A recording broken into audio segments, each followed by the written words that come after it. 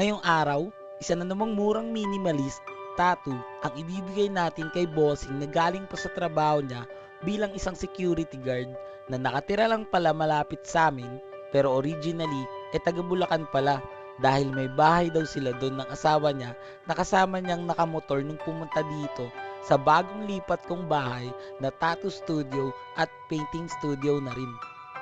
Anyway, client requested maliit na memorial name tattoo ng yumaon niyang anak na ilagay at itusok daw namin sa kaliwang bahagi ng dibdib niya sa may bandang puso bilang tanda ng kanyang pag-ibig bilang ama kay Ezekiel or Ezekieli.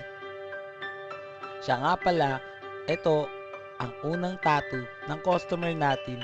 Kaya naman, kahit na inaantok pa ako, talagang pinilit kong bumangon para naman nang sa ganun datapat subalit at bagkus ay magkaroon tayo ng parte sa isa sa pinaka-satisfying na araw ng buhay niya na sabi nga ni Madam, matagal niya na daw itong pangarap na ipatato. Gaya ng sabi ko kanina, kasama niya si Commander o yung misis niya dito sa tattoo session namin. Bakit naman kasi alam niyo naman ang pwedeng kapamakan at peligrong maaaring kaharapin ni Mister sa pagpapaalam pa lang at syempre sa pag-uwi ng 10 oras ng gabi. Kaya sinama niya na lang yung asawa niya. Kaya sa mga haligi ng tahanan dyan, gusto ng murang tattoo sa night sessions o madaling araw, bago kayo magpunta dito o sa mga tropa na nagbabalak pa lang, make sure na nai-ready nyo na ang 200 words essay explanation nyo na may halong promises at advance sorry na uumagahin kayo or gagabihin kayo sa pag-uwi sa inyong mga bahay. Bawal chat GPT Naalala ko pala yung isang comment dun sa nakaraang minimalist na vlog ko. Sabi ng nag-comment ang liit daw ng tattoo ko. Pero ang haba naman ng kwento ko.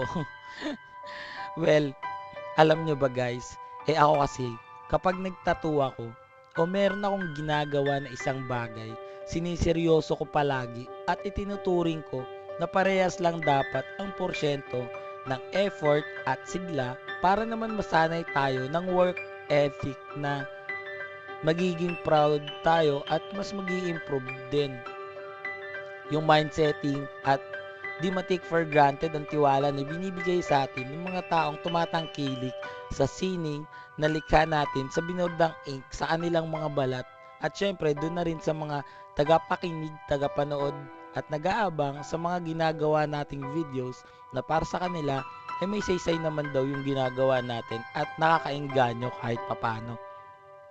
Boss, napahaba na naman ang kwento ko. Kahit malat ako. At least, 'di ba? Bago matapos tong video, panoorin at alamin natin ang tattoo client review. Paano ba 'yan? Boss, Let's tapos go! na yung minimalist tattoo mo. Anong masasabi mo? Goods lang, ayos na ayos. Pwede pa isa. Rate mo, boss, 1 to 10. 11. You know, 11, guys. And ni sir. Tapos, kaninong pangalan nga ulit yan, sir? Sana ko sir, sa yung namatay kong anak. Para yan sa memorial, guys. Memory yan ng anak niya. And, anong oras ka nag-chat sa akin, boss? Alas 10. Ng gabi, no? Tapos, Tumawag ako. maya-maya, andito ka na agad. Pampatulog mo, boss, yung tato. Pampatulog. Yun na. Sige, boss. Salamat sa tiwala. Thank you.